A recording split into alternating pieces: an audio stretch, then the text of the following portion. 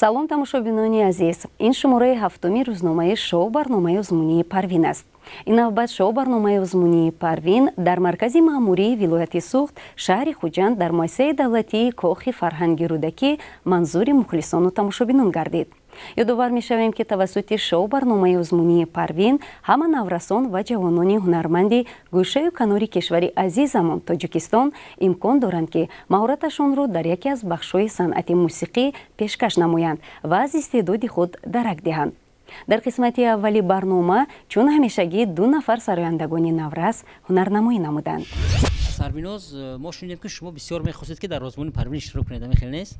бале, ман аз аввал мехостам ки дар озмуни Парвин иштирок кунам ва мехостам ки имконоти овози худро бисанҷам. асосан бо кадом забонҳо суруд тайёр мекунед, суруд мехонед? ман то ҳозир бо забонҳои тоҷикӣ, русӣ ва англисӣ суруд тайёр кардам. акнун имрӯз дар озмун чиро пешниҳод мекунед? имрӯз дар озмун ман бо забонҳои тоҷикӣ ва англисӣ мехонам. муборак ҷашни ваҳдат эй Тоҷикистон. Сарвиноз Ҳамдамова таълимгирандаи синфи ҳафтуми литсеи хонандагони болоёқати шаҳри Хуҷанд мебошад. ҳамзамон дар мактаби мусиқӣ нозукиҳои сӯзи фортепианоро меомӯзад. Сарвиноз шавқи сароидан низ дорад. ӯ дар жанри сарояндагӣ маҳорати худро пешкаши доварону мухлисон гардонид. мисли дигар иштирокчиёни лоиҳа, Сарвиноз низ орзу доштааст ки дар шоу барномаи узмунии Парвин ширкат варзад ва ин орзуяш амалӣ гардид. яке аз шуғулҳои писандидаи дигари Сарвиноз ин расмкашӣ мебошад.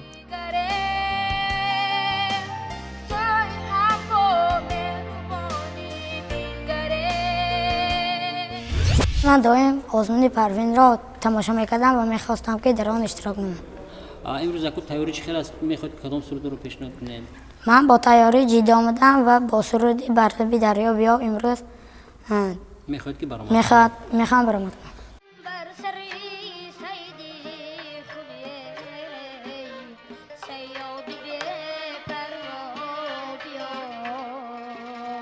иштирокчии дигар дар жанри сарояндагӣ ин Фирӯз Малаев мебошад. ӯ аз шаҳри Исфара аст. Фирӯз хонандаи синфи ҳаштуми мактаби таълимоти миёнаи умумии рақами 36 мебошад. ба Фирӯз бештар сароидани сурудҳои классикӣ ва анъанавӣ писанд аст.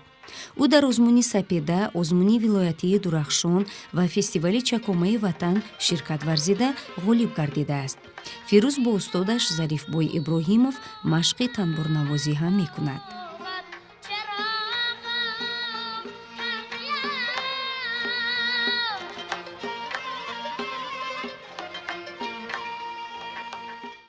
инҳо ҳардушон бисёр оянда доранд.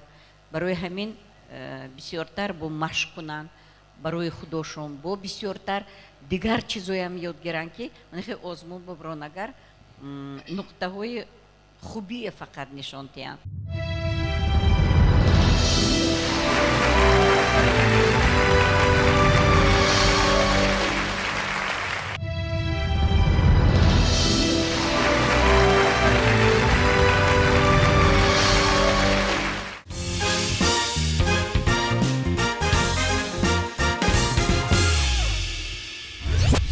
бинандагони гиромӣ, ин идомаи рӯзномаи шоу барномаи узмунии Парвин аст ки шумо тавассути телевизиони Баҳористон тамошо карда истодаед. ин лаҳза шуморо бо иштирокчиёни бахши дигар ошно месозем. дар бахши навозиш ду нафар мутрибони чирадаст истеъдоди худро пешкаши доварону мухлисони шоу барномаи узмунии Парвин намуданд. имрӯз дар озмун оҳанги бобатон иҷро мекунед? не, ман оҳанги хоразими илғор менавозам. қазоқӣ.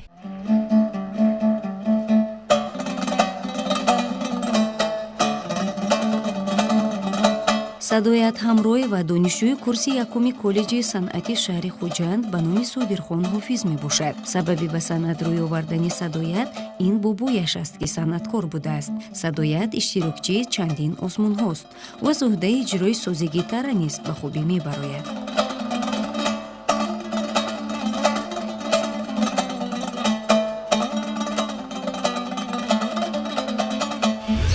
шуд ки асбоби дуторро интихоб кардед ва чанд сол аст машқ мекунед? ман 3 сол боз бо асбоби дутор машқ мекунам ва барои он ки овози дутор فورم است و برای همین من سازی دوتا را انتخاب کردم. عموما که کدام آهنگ‌ها رو می‌نوازید و امروز چی پیشنهاد می‌کنید؟ من امروز برای بینندگان آهنگ ذوقی جوانان را پیشنهاد میکنم، آهنگ سیراج‌الدین جورایف و من اساساً آهنگ‌های خلقی و خارجی را می‌نوازم.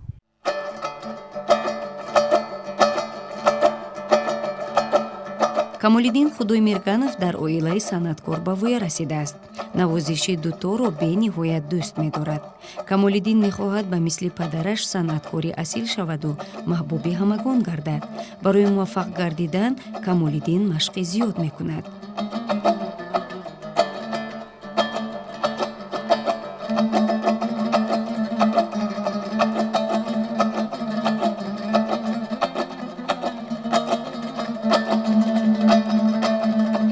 کسبیت فراموش نکنید. این چی گفتنی گپ؟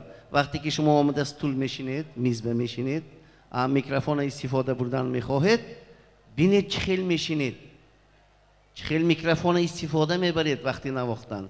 این نسبتا در صدایت خان نقصتر بود نسبت به شما کمی سراسیمه بودید. نوابسته از این من خواهان آن را دارم که در حقیقت من با همه اذان حکمات راضی هستم 100%. هر دویشان به دوره دوم بذارم.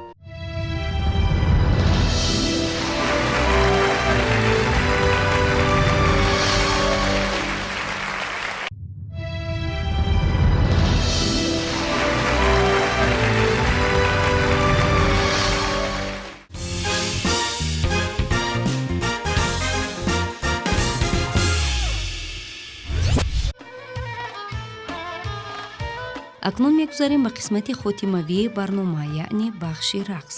ин гулдухтараки зебо Анастасия Орлова донишҷӯи коллеҷи санъати шаҳри Хуҷанд ба номи Содирхон ҳофиз мебошад. ҳамзамон дар ансамбли рақсии Гулноз машқи рақс мекунад. устодаш Мадина Амонова мебошад.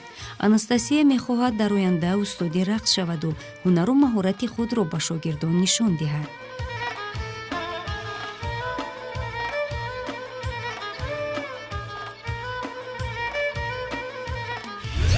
کالج سنت تحصیل میکنم، رقص یاد میگیرم، رقص زیاد دارم.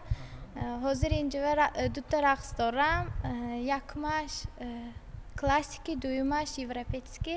یعنی رقص خارجی دویمش؟ رقص خارجی.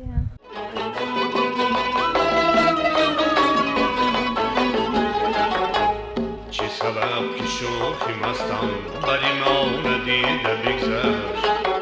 иштирокчии дигар дар жанри рақс ин Диёра Файзиева мебошад. Диёра аз ноҳияи Ҷабор Расулов аст. ӯ рақсиданро бениҳоят дӯст медорад ва чанд сол мешавад ки Диёра ба рақс машғул аст. Диёра бори дуюм аст ки дар шоу барномаи озмунии Парвин ширкат меварзад. ҳар дуяшон ба ман фақат роҳи сафед мегӯям ва боз ҳам дар интихоби худ дар рақс инҳо бояд рушд кунанд ва зиёдтар меҳнат кунед. موفقیت.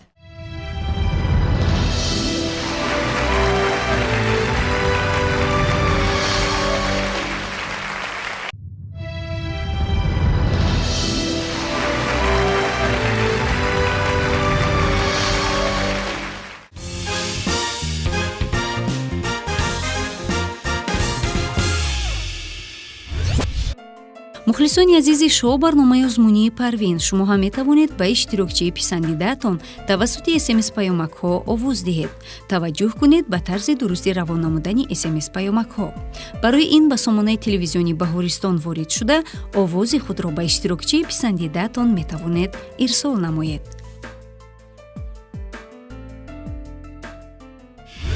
ба диққати наврасону ҷавононе ки воқеан ҳам садои фораму дилнишин доранд, мутриби чирадастанд ва ё гулдухтароне ки зебо мерақсанд, мерасонем ки метавонанд дар шоу барномаи озмунии Парвин ширкат варзанд ва ҳунару маҳорати худро тавассути шоу барномаи озмунии Парвин ба ҳамагон муаррифӣ намуда дар ҷодаи санъат муваффақ бигарданд.